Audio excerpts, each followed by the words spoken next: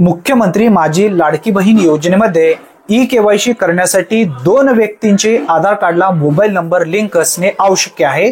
फक्त 2 मिनिटाच्या व्हिडिओमध्ये तुम्हाला पूर्ण माहिती देणार आहे। जर आधार कार्डशी मोबाईल नंबर लिंक नसेल तर नेमकं आपण काय करायला पाहिजे, कोणाकोणाच्या आधार कार्डला मोबाईल नंबर लिंक असायला पाहिजे याबद्दलची माहिती आपण या ठिकाणी समजून घेणार आहोत।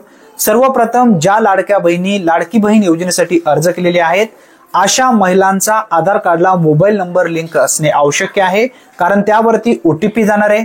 आणि ज्या महिला अर्ज करत असताना अविवाहित होत्या अशा महिलांचा या ठिकाणी त्यांच्या वडिलांच्या आधार कार्डला मोबाईल नंबर लिंक असणे आवश्यक आहे, कारण त्यावरती ओटीपी जाणार आहे।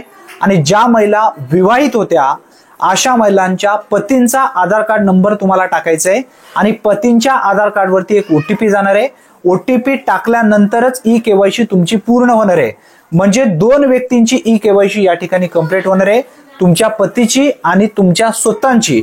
आणि ज्या महिला अविवाहित आहेत अशा वडिलांची, म्हणजे तुमची सर्व कुंडली या ठिकाणी व्हेरीफाय केली जाणार आहे। त्यानंतरच लाडकी बहीण योजनेमध्ये तुम्ही यशस्वीरित्या पात्र असणार आहात ई-केवायसी केल्यानंतर। आता ज्या महिलांच्या आधार कार्डला पतींच्या किंवा वडिलांच्या किंवा तुमच्या स्वतःच्या आधार कार्डशी मोबाईल नंबर लिंक नसेल तर तुमच्याकडे अजून वेळ आहे, जवळपास 18 नोव्हेंबर पर्यंत। त्यासाठी लवकरात लवकर जाऊन आधार कार्डशी मोबाईल नंबर लिंक करून घ्या, कारण अंगठ्याच्या माध्यमातून सध्या ई-केवायसी प्रक्रिया पूर्ण होत नाही, फक्त ओटीपीच्या माध्यमातूनच ई-केवायसी प्रक्रिया कंप्लीट होत आहे।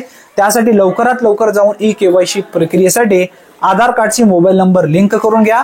जर लिंक असेल तर काळजी करू नका, 100% तुमची ई-केवायसी प्रक्रिया कंप्लीट होईल। ही एक महत्त्वपूर्ण माहिती असल्यामुळे जास्तीत जास्त लाभार्थ्यापर्यंत हा व्हिडिओ शेअर करा। धन्यवाद। पुन्हा भेटूया नवीन व्हिडिओमध्ये नवीन माहितीसह। तोपर्यंत जय हिंद, जय महाराष्ट्र।